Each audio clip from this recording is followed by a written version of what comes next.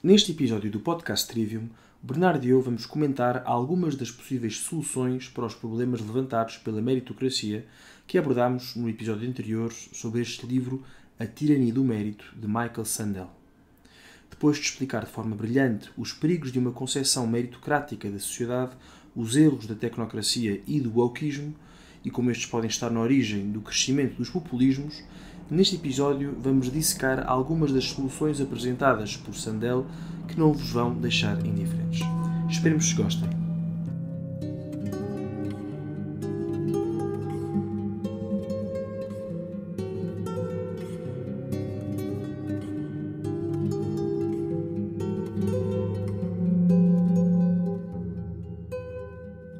Já percebemos quais é que são os problemas que a meritocracia traz, desde logo esta visão tecnocrática de sociedade, o problema dos ricos acharem que têm direito ao que têm, e dos pobres acabarem por se sentir, no fundo, menorizados por esta visão, porque o que lhes é dito, ainda que tacitamente, é que se não tens sucesso é porque não trabalhaste o suficiente, e os ricos é porque trabalharam porque... Depois, ele diz que há várias soluções. Há uma solução de dizer, olha, aceitem azar, porque assim funciona melhor, o chamado laissez-faire, e ele explica que esse laissez-faire está errado. Ele diz que há outra solução que é, pá, não há problema, é tudo uma questão de distribuição de riqueza, que distribuímos, tiramos ao rico, damos ao pobre e fica o que se for resolvido. Ele diz, que é o tal Rawls, É o isto também Hayek e não o Rawls, resolve. exatamente. Isto também não resolve. O que Sim, resolve sim. não tem nada a ver com dar mais dinheiro, dar menos dinheiro, não tem nada a ver com explicar quem é mais eficiente, quem é menos eficiente. Isto só se resolve, independentemente do rendimento das pessoas, dar a mesma dignidade, dar o mesmo valor a todas as pessoas. Portanto, é uma questão de mentalidade, uma questão de visão de mundo, muito mais do que uma solução meramente política, meramente técnica Mas, de distribuir, sim, desculpa, seja do que for. sim, mas é curioso porque, pronto, eu também estou aqui influenciado agora por algumas coisas que ouvi dele e também daquilo que já me tinhas falado antes de gravarmos este episódio. Ahm, Quer dizer, todos nós caímos, aparece-me o Ronaldo ou o Messi à frente e a pessoa fica assim um bocado. Uma pessoa ficaria eventualmente, pronto, entusiasmada, não é? Ou aparece-nos estes grandes CEOs das mais famosas. Não estou a dizer que eu ficaria, que eu ficasse, mas os Bill Gates, Elon Musk, Tim Cook, quem fosse, não é? Quer dizer, uma pessoa diante desta malta, a pessoa fica. É um bocadinho aquela mentalidade da estrela de rock, não é? Um, que me parece pronto, que de facto teria de mudar substancialmente, não é? Ou seja, independentemente do lugar que ocupas, também refreia um bocadinho aquilo que é a tua percepção ou a tua autopercepção do, pronto, do valor ou do teu mérito. E porque isto. Estou aqui, estou a relacionar com aquilo que disseste ao início, não é? Que esta questão das pessoas acharem que o seu mérito pessoal é fruto única e exclusivamente do esforço pessoal, não é? E por isso é que depois temos esta malta torna-se, é aquela palavra que ouvimos muito, o guru, não é? O guru da economia, o guru da gestão, o guru do marketing, estes gurus, não é? A palavra guru pressupõe que são os tipos que inventaram a pólvora, não é? Eu acho ou seja, e nós muitas vezes as pessoas vão atrás destes gurus porque são precisamente gurus. Aqui está finalmente aquele que inventou a pólvora, não é? Aquele que viu alguma coisa que ninguém viu, não é? E não é que, atenção, não é que não haja que a genialidade não esteja presente nestas pessoas, e não estou a dizer isto, mas ainda assim acho muito. Espero eu estar aqui também a fazer a interpretação que tu estás a fazer, de que é preciso, nesta mudança de percepção sobre aquilo que é a dignidade do trabalho, ela só pode ser feita pela via da humildade, não é? Ou seja, pela via Vasco, de e que. do trabalho, e não só, da De pessoa, estás a tudo, sim, da perceber? pessoa, da própria Aqui, pessoa, sim, sim, sim, sim, sim, sim. estes exemplos são mais palpáveis e mais fáceis de perceber do trabalhador que recebe mais ou recebe menos, e disso ser uma medida de. E é esse o erro, não é? É de receber mais ou receber menos ser uma medida da dignidade da pessoa, ou da estima social que essa pessoa tem, ainda que tácita, ainda que implícita. O problema é precisamente esse, Sim. não é? Não pode ser o rendimento aqui o indicador, não é? Mas isto depois transpõe-se para todas as realidades. E como vimos, deixa-me sublinhar isto. O problema aqui, já percebemos que um passo tem que ver com a valorização das profissões técnicas, não é? Um canalizador, um empregado de limpeza contribui tanto ou mais do que um banqueiro ou um engenheiro para o bem comum. Isto é uma questão que devia ser central e que devia ser óbvia para todos nós. A dignidade e o valor da pessoa não está tanto na profissão, digo eu, como na forma como desempenha a sua profissão e colabora para a vida em sociedade. Ou seja, se nós queremos avaliar de alguma forma a profissão que a pessoa tem, é mais na dimensão moral do que propriamente na profissão em si, não é por ser um canalizador ou por ser um CEO, porque o canalizador é justo, tem virtudes, é bom, diz a verdade, e a mesma coisa para o CEO, é isso que faz deles melhores ou piores pessoas e não a profissão que têm. Isto é uma mudança radical que é pedida aqui pelo autor. E outra que já se está a perceber, porque uma implica esta também, que é, e vai muito na linha com a proposta deste podcast, tem a ver com a importância que é dada ao pensamento filosófico, moral, cultural. Ou seja, todo aquele pensamento não necessariamente orientado no imediato apenas para uma profissão, pelo menos produtiva, aquilo que se poderia chamar o pensamento tecnocrático. Lá está. É curioso notar que as faculdades de elite, isto é uma coisa que o próprio autor diz, já não é reflexão minha, as faculdades de elite ganharam grande prestígio pelo contributo que deram para a formação de bons cidadãos, pelo espaço que deram para o salutar debate filosófico, moral e pela procura da verdade, no fundo. O bom, o verdadeiro e o belo, lá está. E o próprio autor, que é professor em Harvard, assume que nisto as faculdades não têm prestado um grande serviço. Estão mais empenhadas em preparar quadros altamente qualificados, meramente de um ponto de vista técnico, mas com pouca ou nenhuma preparação moral, filosófica, capacidade de diálogo ou debate de ideias. Quer dizer, são os quadros formados pelas universidades de elite são extraordinários técnicos, mas são incapazes de falar sobre cultura, arte, literatura, moral, filosofia ou política de forma profunda e diferente da multidão. É impressionante, é uma coisa que ele diz que nota nos seus alunos. Não é só importante, como é verdade, e mesmo, quer dizer, E tipicamente. falamos das faculdades de elite, mas falamos das outras faculdades todas, naturalmente. Nós vemos isto nas faculdades onde estudamos. Mas nas faculdades e nas próprias empresas, não é? Quer dizer, E por as exemplo, empresas, claro. porque, por exemplo, aquilo que há bocado dizias, ser Mas favor da Vasco, mas ciência, eu digo nas faculdades porque tu quer dizer, lá está o trivium, não é? A origem das faculdades está certo, precisamente no oposto disto que elas tal e são. qual. Não sei Sim, se oposto, se estou a ser justo, mas percebes o que eu quero dizer? Quer dizer, tem muito pouco a ver com aquilo que as faculdades são hoje em dia. sim, não ensinam tanto a pensar, ensinam a parte técnica, mas não ensinam propriamente. Em vez de ensinar a pensar, ensinam a executar. Em vez de tu estares na faculdade Sim, pela procura da verdade, por amor à verdade, estás na faculdade para aprender a fazer uma a técnica, uma técnica, profissão, que não tem exatamente. nada de Sim. mal.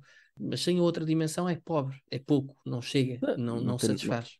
Não tem nada mal até o momento em que passa a ser a única razão de estar, não é, na faculdade. Mas acho que é notável, pelo menos nas empresas em que tenho trabalhado, de facto. É raro haver pessoas com chamemos, peço desculpa se vou soar um bocadinho snob, mas pessoas com uma conversa interessante no trabalho e notável, e até mesmo nos quadros, pessoas em que na hierarquia que estão mais acima, inclusive administradores, atenção, quer dizer, são pessoas muitas vezes, enfim, de empresas que trabalhei e de outras empresas que sei, pessoas que trabalham, de amigos meus, mas é notável isso que tu estás a dizer. Acho que não é só notável como é, porque no final do dia essas pessoas são quem, enfim, de forma ou de outra, podemos dizer, conduz o país, ou conduz a economia, ou o que quiseres, não é? Um, mas são pessoas que não têm. Nós vemos isto na classe política de forma absolutamente clara, não é? Eu acho que se vê em Sim, tudo, mas na política, obviamente, os políticos são mais escrutinados e percebe-se que muita daquela gente, e se calhar um dos graves problemas da política hoje é precisamente esse, muita daquela gente leu muito pouco na vida, pensou muito pouco sobre filosofia, tem se calhar muito pouca cultura artística mesmo, falando também. Quer sim, dizer, sem dúvida. são meros técnicos que, quer dizer, As exceções são não fazem poucas, por é? mal. Acabam por ser vítimas quase de uma sociedade, lá está, tecnocrata, meritocrática, que valoriza apenas o técnico, o saber fazer alguma coisa e que, no fundo, acaba por esquecer aquilo que faz de nós homens, aquilo que nos distingue das outras raças de animais, que é esta capacidade de pensar, de filosofar, de Mas pensar é. sobre o bem comum, sobre conceitos complicados, como a justiça, como o bem, como o mal, como a verdade, como o erro. Acho que, Mas por desculpa. acaso, não, apraz-me dizer que é engraçado. Eu, neste momento, estou numa empresa, por acaso, tenho neste momento o CEO da empresa em que trabalho, onde trabalho, é conhecido lá dentro por ser uma pessoa que lê provavelmente mais de 5 ou 6 dezenas de romances por ano. E a pergunta sempre que faz quando conhece alguém é: Olá, O que é o que meu andas nome é a ler? X, o que é que estás a ler? E de facto, Mas é bom, isso é é, ótimo, não é ótimo, precisamente, ia dar aqui um exemplo é em uma, contrário, e pode ser uma pessoa que tenha, é que uma pense exceção que confirma a regra. Eu acho que todos tal e nós qual, sim, achamos sim, que isso sim, não é sim. o mais comum. Tal e qual, mas é de facto, tive uma vez uma conversa com ele, foi muito interessante, porque lá está, que era uma pessoa, Finalmente como se diz encontrou em alguém inglês, que também lê eh, livros. como se diz em inglês, uma pessoa well-read, não é? Ou seja, uma pessoa que lê muito, enfim, well-read, acho que se traduz por bem líder, acho que não quer dizer nada em português, mas e de facto foi uma conversa interessantíssima, mas é a exceção, tipo, é o que tu estás a dizer, tipicamente as pessoas que estão mais acima são pessoas muito bons tecnicamente, mas que para além disso não. E para além disso, porquê, Bernardo? Porque também depois encaixa tudo aqui nesta lógica do, vou usar aqui um inglesismo, do workaholismo, não é? Ou seja, de facto, as pessoas, quando não há mais nada, eu não posso viver para mais nada a não ser o meu trabalho, não é? E por acaso faz lembrar aquele, creio que já falei no podcast deste livro que li, do Joseph Pieper, Leisure, The Basis of Culture, em que este filósofo alemão fazia, já anos 40 ou 50, 50, já depois da Segunda Guerra Mundial, fazia a crítica do aquilo que ele chama The World of Total Work, não é? O mundo do trabalho total, não é? O mundo em que tudo gira em torno do trabalho, não é? E só há trabalho. E trabalho aqui no sentido essencialmente técnico, está bem? Portanto, obviamente não há aqui. Aliás, nem ele defende que o trabalho seja mau, diz que o trabalho é bom e faz parte da. Há uma dimensão ordinária da vida que requer o trabalho, mas depois é preciso uma outra dimensão na vida. Ele chama leisure, a dimensão do lazer ou do ócio, se quiseres. O ócio. Ócio não no sentido de não fazer nenhum, mas no sentido do bom aproveitamento do tempo livre. E aquilo que eu cá por ver à minha volta é que, sem querer julgar demasiado, mas parece que muitas vezes estas pessoas que têm imensa responsabilidade, que tecnicamente são muito, muito bons, não consigo quase nunca encontrar aquilo que estas pessoas com tanta responsabilidade seria exigível do ponto de vista Moral. de Chama moral, não é? E por isso é que depois, Bernardo, vamos lá ver, eu até posso gostar de futebol, mas é notável, depois vamos almoçar com pessoas de trabalho, por acaso, se alguma pessoa do meu trabalho estiver a ouvir neste momento, posso dizer que não é verdade, mas muitas vezes vamos almoçar e pá, aquilo que se ouve Sim, é, o é, Vasco, é o futebol, não é? É o acho que não futebol. vale a pena estar a dizer Não, isto. mas é Mas notável. obviamente que isto As aqui, pessoas só sabem falar de futebol. que isto Ou que as pessoas estamos a só falar, não sabem. estamos a falar sobre o Vasco e o Bernardo, estamos a tentar fazer uma Claro, análise enfim, tal e séria e qual. isenta da sociedade como um todo.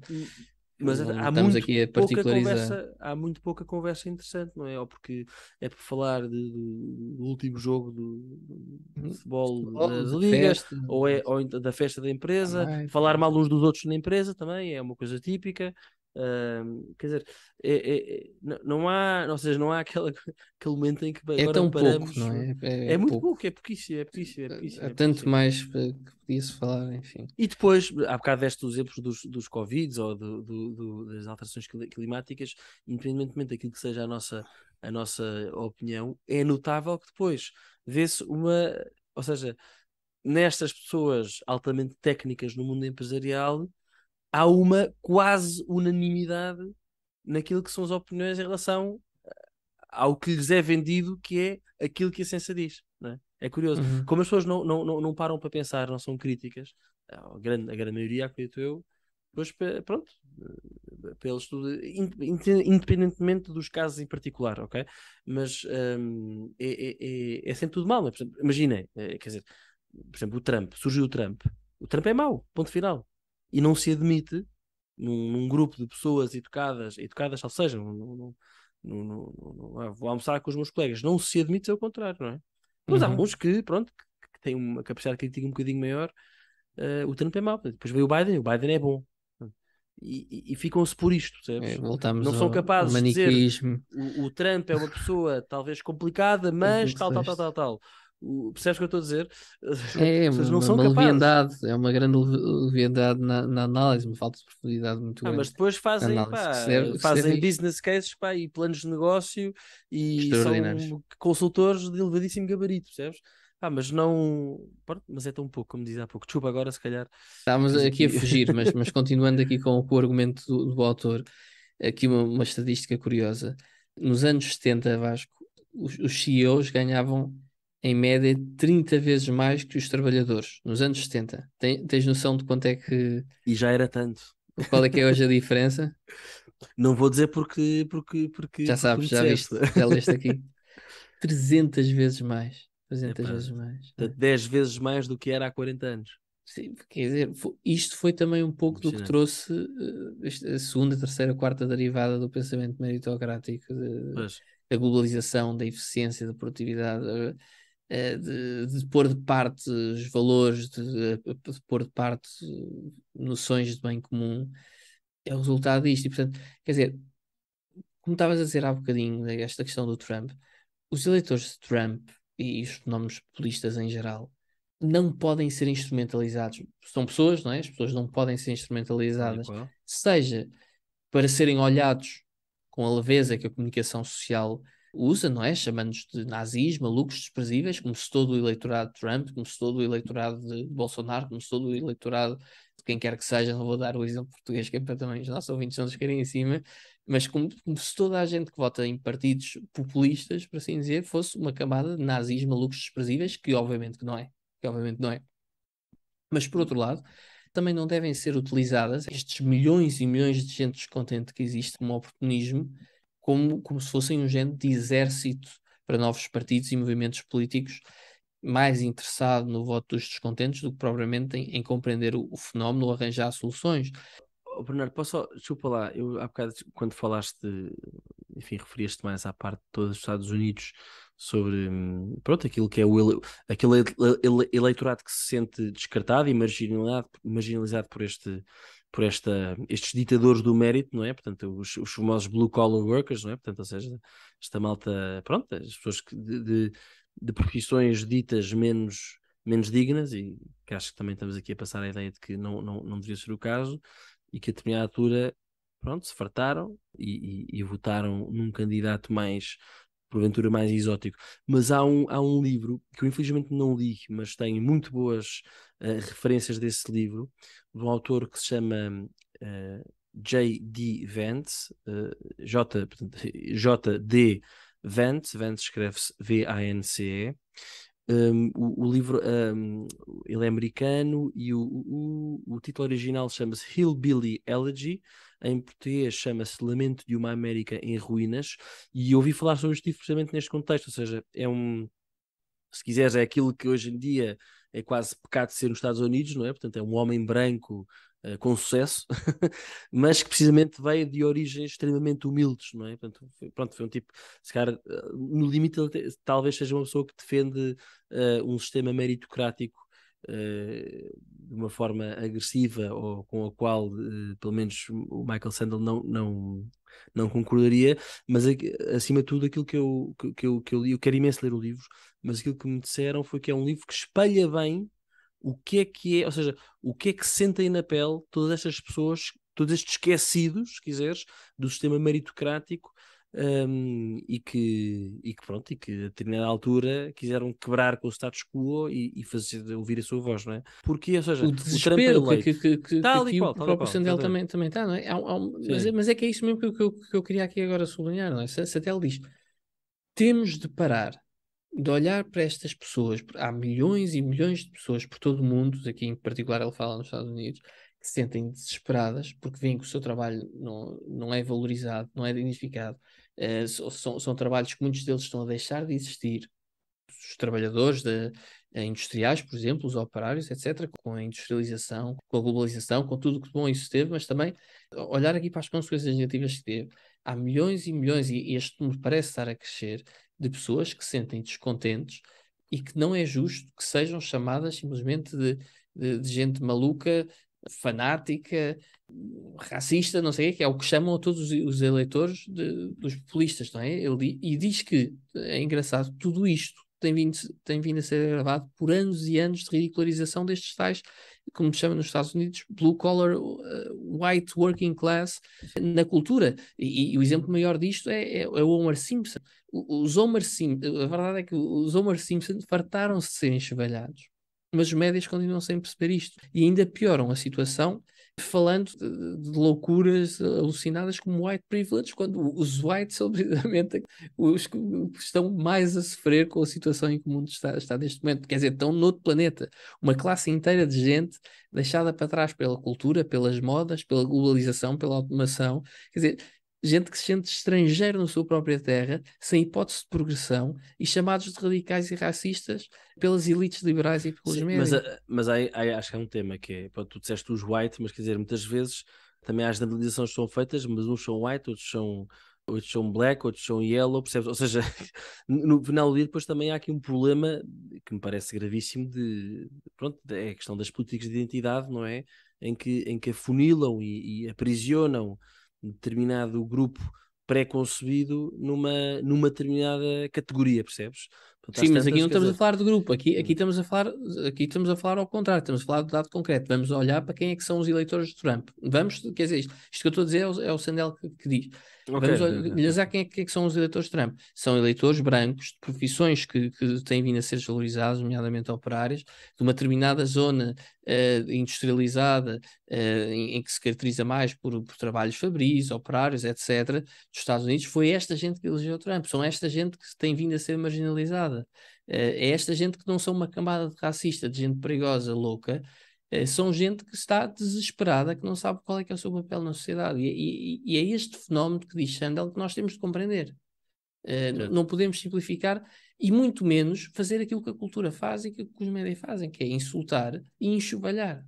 Por isso é que eu dizia na brincadeira que os Homer Simpsons fartaram-se de serem enxovalhados, fartaram-se de ter uma vida sem sentido. O que se tem de compreender é que o problema não é só uma questão de disparidade salarial, é também o que é que o dinheiro pode comprar. Isto é outro tema que está muito presente na bibliografia de Sandel, dava outro episódio extraordinário, é um tema muito comum, que é também o que nos deve preocupar mais é como é que a classe trabalhadora é vista do ponto de vista meritocrático, ou seja, os que não têm capacidades intelectuais ou que não têm méritos, segunda categoria, que não vão à universidade elite, e também o impacto que tem a diferença de rendimentos. Se a diferença entre um rico e um pobre, lá está, é poder ter um Ferrari ou férias na Maldivas ou um jato privado, quer dizer, as diferenças gritantes de rendimento não são muito graves, mas o problema é que o que se verifica hoje é que a diferença salarial dita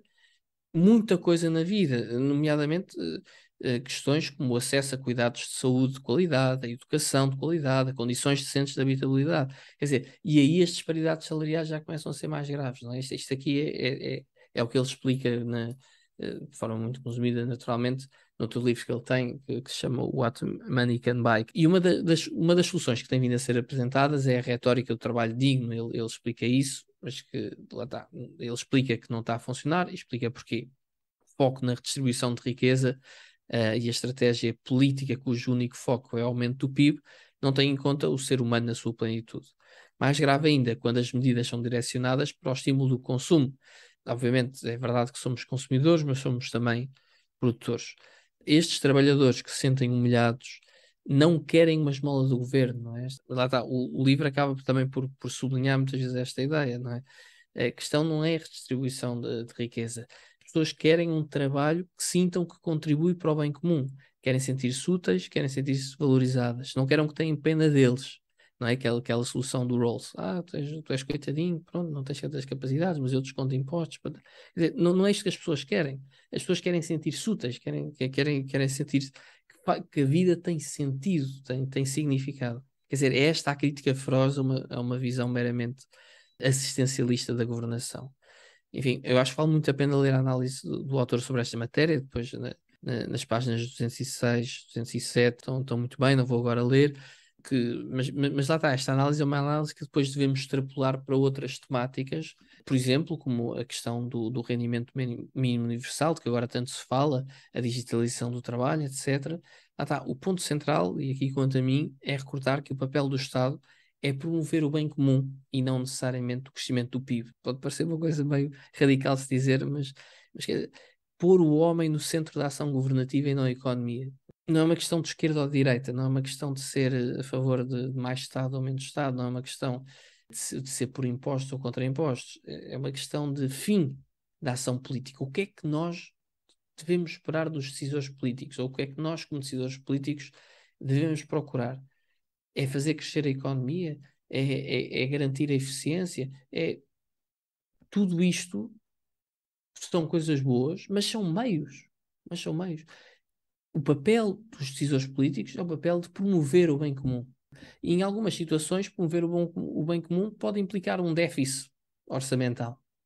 Noutras situações, o procurar o bem comum poderá exigir ter contas certas e diminuir a dívida pública, mas que o objetivo não seja ter uma dívida pública zero ou ter um crescimento do PIB gigante, seja em cada momento, em qualquer circunstância, em cada sociedade, perceber o que é o bem comum e trabalhar em prol dele.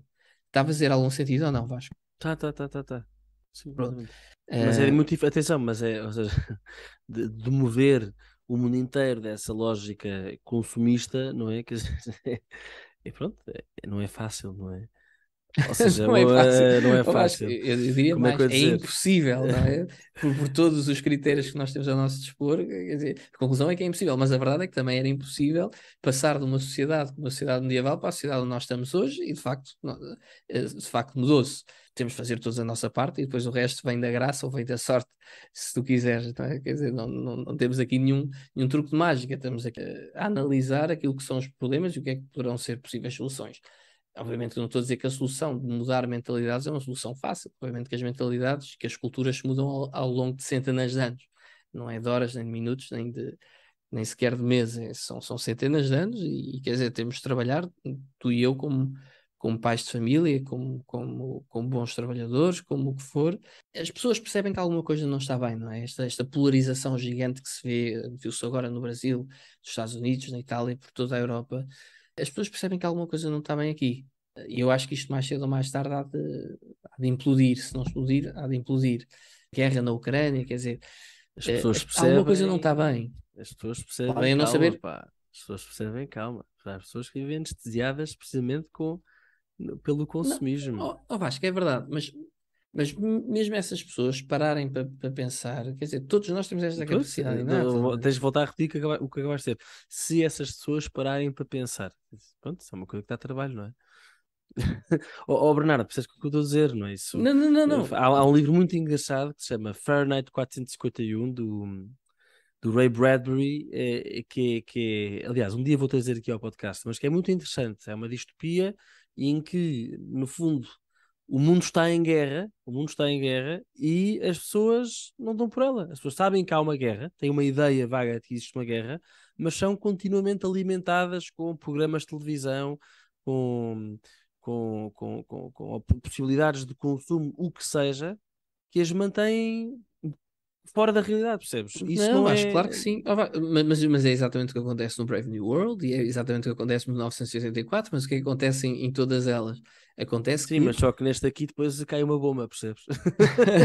pronto, mas os outros dois, sem querer estar a estragar a Spoiler, história às pessoas, spoiler. sem querer estar a estragar a história às pessoas, alguém percebe que isto aqui não está bem. E depois, pode ou não ter sucesso na sua tentativa, mas pelo menos alguém descobre que há verdade, não é? Alguém que sai da gruta de Platão. Por ser difícil, não significa que nós não vamos tentar, mas também não te estou a ensinar nada naturalmente. Não estás. Mas Eh, sair da gruta de Platão e convencer o resto da malta, pá, há sempre aqueles que se preferem manter na gruta de Platão, não é? Isso é que é o tema, ou seja, enfim, desculpa, agora estou aqui a ser um bocadinho pessimista, porque pronto, é o meu pendor conservador, os conservadores têm tendência a ser um bocadinho mais pessimistas. Lá estás tu Mas, a pôr as pessoas nas caixinhas. Eu sou um conservador otimista. olha, Não mas sou progressista. por falar em conservadorismo, há aqui uma das coisas que, pronto, quando li as tuas excelentes notas que me fez pensar logo, que é também como curar, porventura, o tema Ou seja, o meu mérito é fruto do meu sucesso, não é? E acho que o conservadorismo dito tradicional tem uma resposta que me parece muito interessante, que é, ou seja, o que é o que é uma das coisas, um dos princípios base do conservadorismo? É o princípio de conservar, não é? E nós só podemos conservar aquilo que recebemos. E daí a importância que é dada à tradição, a importância em conservar uma tradição, porventura adaptando-a àquilo que são as necessidades dos tempos, mas nunca contradizendo aquilo que é aquilo que são os seus princípios fundamentais, mas de facto acho que é pronto, enfim, isto é um tema que para mim é muito caro, porque muitas vezes as pessoas pensam que conservadores tradicionais têm que usar bigode e estar sempre de fato e gravata e colete, e não é que isto não possa ser, mas não tem de ser assim, não é? Mas de facto esta Por isso é que não temos vídeos dos nossos podcasts, que é para eles exatamente não verem que tu estás de para não me colete e de verem. fato e gravata e bigode Pois e eu já charuto e não chapéu, sou, eu já não sou o rapaz da fotografia, porque eu cartola. sou praticamente igual. Mas esta, ou Os seja, anos esta não ideia passam por ti, já por de mim. que, de que deveria, parece-me que, enfim, não sei se o Michael Sandel fala, enfim, provavelmente não falará nestes termos, mas que uma das soluções para o futuro, obviamente que eu acredito nela, porque pronto, é aquilo com que eu me identifico, é precisamente esta noção de enfim, há aquela expressão, não é? Standing on the shoulders of giants, não é? Pronto, ou seja, nós não chegámos aqui por mero acaso, nós estamos aqui porque nos precederam gigantes. Mas acho que isso às vezes também é um bocadinho exagerado, até porque nos faz acreditar que nós próprios somos gigantes, não é? E é preciso ter cuidado, mas é a pura humildade de Por acaso, não, dar. eu acho que que esse O que eu estou a adágio dizer faz pode todo o ser, sentido. pode ser deturpada, De pronto, mas Bernard talvez de não. Laraval. Talvez não seja. Foi ele que disse. É pá, sabes que depois há uns que dizem que foi o Newton que disse isso, mas enfim, não vamos agora falar sobre isto. Mas a ideia de que devemos, não é? Nós estamos em dívida para com aqueles que nos precederam, Sim, não é? mas os Obviamente, isso gigantes no. nesse adágio eu interpreto como um conjunto de milhões e milhões de pessoas que nos precederam, não é? Isso é que são os gigantes. Tal e qual. Não É é, não verdade, é, é não, verdade, é não é uma verdade. pessoa em concreto. Mas eu não estou a criticar a expressão, é uma boa expressão. Tu estás a fazer a interpretação enfim, que é a nossa, mas há quem pense, pronto, isto aqui é só, os gigantes foram só os Uhum. notáveis, olha, É o aqueles que Newton e o foram, Einstein, os não, gigantes. aqueles que foram, se quiseres, o resultado de tiranias da meritocracia anteriores às nossas, percebes? Uhum. Mas os gigantes, como tu dizes, os gigantes são todos aqueles que nos precederam, não é? Aquela lógica das grandes catedrais europeias, não é? Os gigantes foi o pedreiro que esteve ali a fazer aquele pormenorzinho naquela pedra que hoje Exatamente. é contemplada por milhões de milhões e será contemplada por milhões de pessoas e ninguém nunca vai saber quem foi o homem, não é? Quem foi o homem ou a mulher ou quem fosse. Uhum. Mas esta ideia do conservadorismo que é pronto, reconhecermos que temos uma enorme dívida para com quem nos precedeu, que a nós nos compete conservar aquilo que recebemos e transmiti-lo da melhor forma, obviamente, aquela que melhor se adequa para transmitir, se quiseres, os mesmos princípios às gerações vindouras. Eu acho que isso pode ser uma solução. Se me permites, Bernardo, eu sei que este podcast já está, claramente venceu o nosso episódio mais comprido. Tipo, Sim, está mais um, completamente descontrolado. mais um minuto e meio, menos um minuto e meio, ninguém vai levar a mal.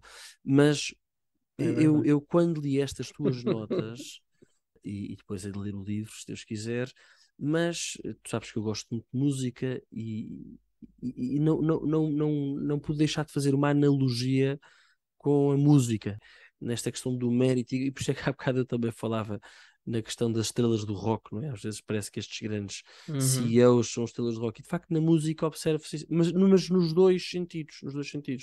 E eu pensei, por exemplo, como é que eu ia dizer? Por exemplo, no mundo do jazz, por exemplo, para quem gosta de ouvir jazz, quer dizer, ninguém tem dúvida de quem é que são os grandes músicos de jazz, aqueles, ou seja, aqueles, pronto, aqueles que definiram o género e aqueles que são ora grandes compositores, ora grandes músicos, ou o que seja. Mas vai-se haver, não é? E não é que não pudessem ter os seus problemas morais, muitos tinham, outros não tinham, não interessa, mas vai-se haver em relação àquilo que seria, se calhar, toda a parte da fama ou do reconhecimento do mérito, enquanto foram vivos, ou pelo menos eu posso estar muito enganado, mas eram pessoas que, ou seja, viviam isso com uma relativa normalidade, percebes? Porque depois não era só aquele instrumentista, ou seja, era o instrumentista no conjunto da banda, e depois tu vais ver, para quem gosta de jazz, vais ver que todos os grandes tocaram todos uns com os outros, e todos falavam muito bem uns dos outros, e aquilo que aprenderam com um e com outro, etc e tal, percebes? Portanto, parece-me que isso é uma analogia interessante para uma resposta a um sistema meritocrático que é verdade que há uns que são, por talento próprio, portanto natural, uh, muito super meritórios, ultra hiper meritórios, se quiseres, mas existe uma maneira de viver isso com naturalidade e não fazendo-se, quer dizer, uma espécie de Deus, não é? E o exemplo oposto é quando vemos as grandes bandas ou os grandes artistas, e hoje, quer dizer, os praticamente, pelo menos conhecidas, não há bandas, há sim uns artistas que se acham a última Coca-Cola do deserto, e mesmo na música clássica, ou seja, esta ideia de músico. Não sei se já ouviste falar um termo que é listomania.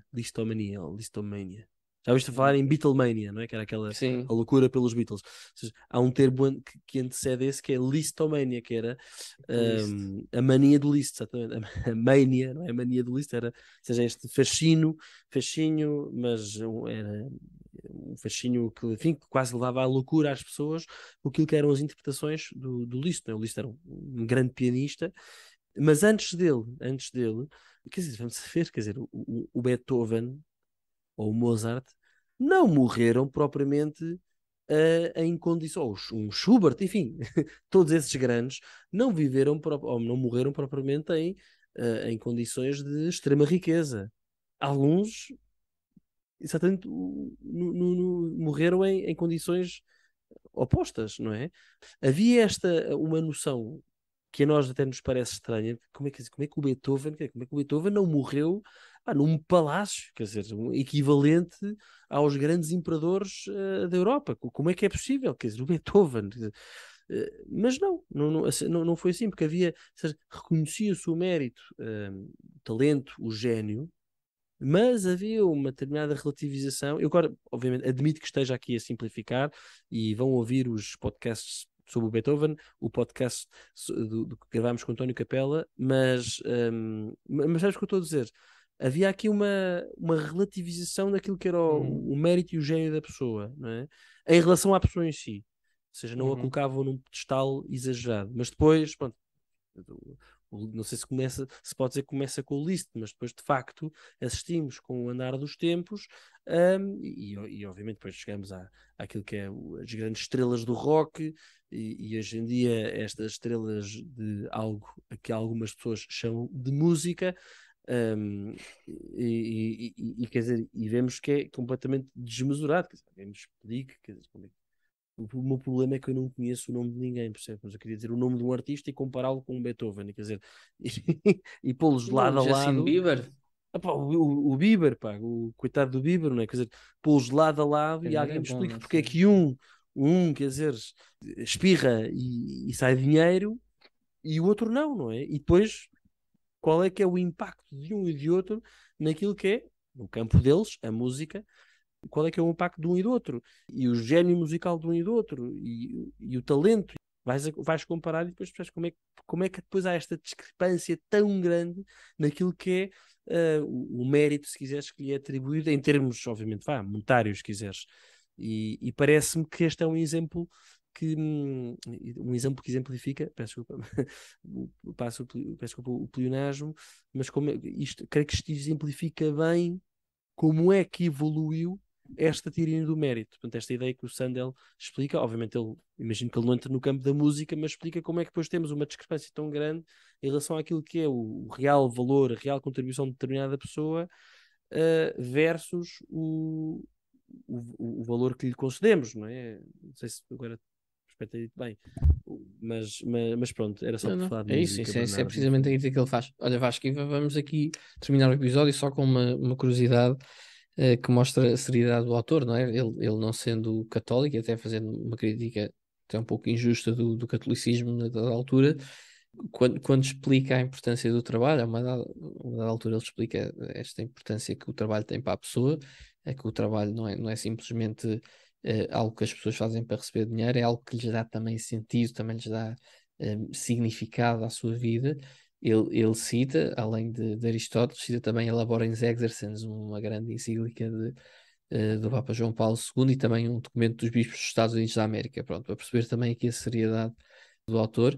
E agora concluindo, Seriedade não, incoerência, desculpa lá, pá, isso é exato, é pá, isso, desculpa, Michael Sandel é incoerência. um incoerente do pior, pá, como é que é Exato, como é que possível? pode criticar e citar ao mesmo tempo?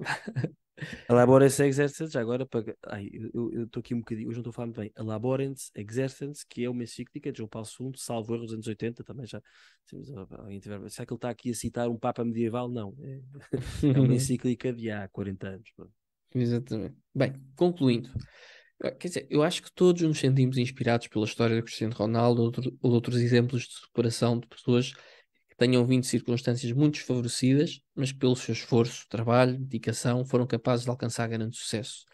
Mas é um erro achar que uma sociedade justa é uma sociedade em que todos alcançamos o sucesso com o nosso trabalho, uma sociedade meritocrática.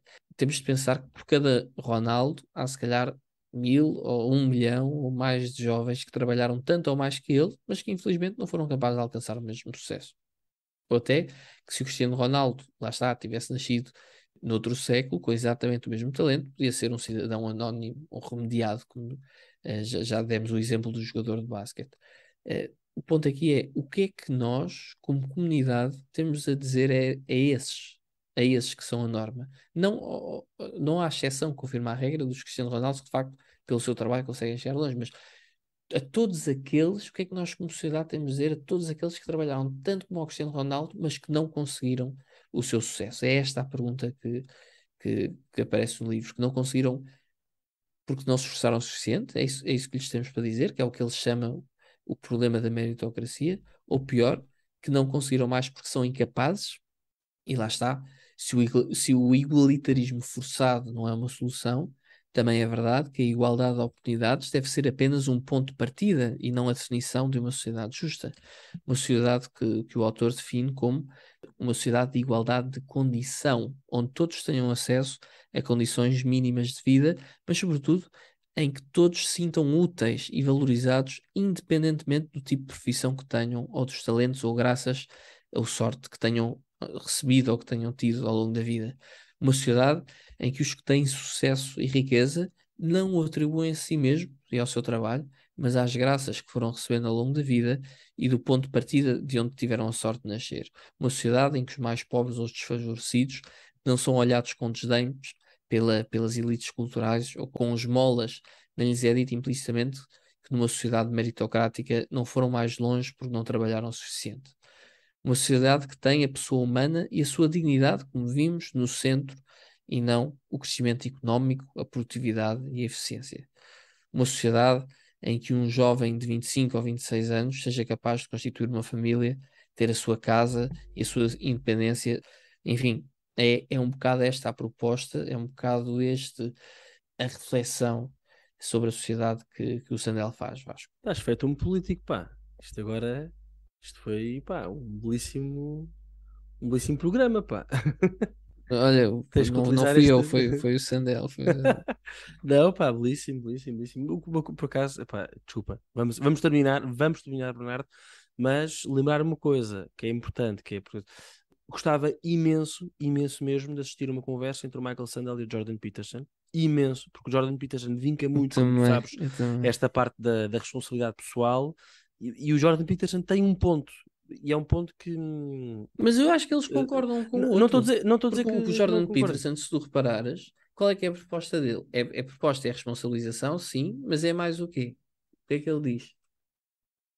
Vasco. Para ler Não é. mais. Exatamente. Deve-se Ler ler mais. mais, Tal e valorizar as qual. tradições, valorizar a cultura. não é? Sem dúvida, sem dúvida. Mas É sim, certamente sim, arrumar o quarto, mas é eu também disse, vai atenção, estudar. eu disse uma conversa, não disse um debate entre os dois, uma conversa entre os dois. Porque o Peterson, como sabes, há um aspecto que o Peterson diz, e acho que o Sandel dirá o mesmo quando ele fala do wokeism, não é? Dos wokes, Uhum. que é obviamente que é a grande luta do Peterson, que é, há bocado estavas a fazer algum conjunto de perguntas, ou seja, não teve sucesso porque não trabalhou, porque não sei o que, né? E o Peterson chama muita atenção que é, há pessoas que não têm sucesso porque lhes dizem que é, vou usar uma palavra forte, que é pecado eles terem sucesso. Porque são homens, Uhum. porque são heterossexuais, porque são brancos, porque são isto. Mas estas nem são, Worker. nem são só blue collar, pá. Ou falar, por amor de Deus, pá, é este sentimento de culpa que querem infligir, pá, sejas Uhum. branco, sejas negro, sejas o que seja. Acho que é preciso também ir um bocadinho além disso. Hoje em dia Claro. há 1.000 milhões de categorias inventadas pelos wokes, não é? É a Sim, questão do, sim, do, que é do privilégio, absolutamente não é? ridículo. Sim, sim. E este tema, ou seja, há pessoas que não têm sucesso porque lhes é dito que é pecado eles terem sucesso, por causa de determinados Exatamente. privilégios. Mas pronto, Bernardo, pá, posso concluir ou concluís tu? Não concluíste tudo, concluíste Então tudo. vou concluir. Este foi mais um episódio do Podcast Trivium. Não se esqueçam, uma vez de mais, de partilhar o nosso trabalho com outras pessoas. Está aí o botão para subscrever, para colocar like, para fazer o follow ou seguir, depende da língua. Mas, acima de tudo, que a vossa vida seja uma procura por aquilo que é bom, belo e verdadeiro. Até à próxima.